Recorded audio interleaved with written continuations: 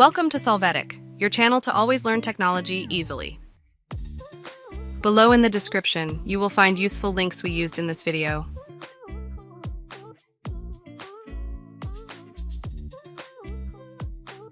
Today in Solvetic, we will see how to save Excel file as PDF. To start, open the Excel file you want to print. You can see its content. Here from the File menu, click Print. Afterwards, you can select Portrait or Landscape orientation for better distribution of information.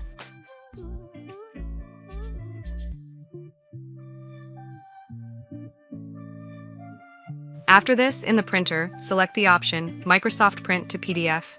Click Print. In the pop-up window, you will define where to save the file, as well as the name to use.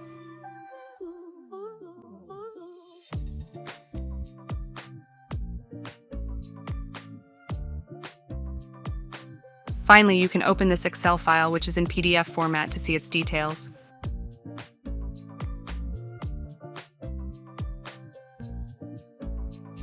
Hey, remember to subscribe Solvetic channel.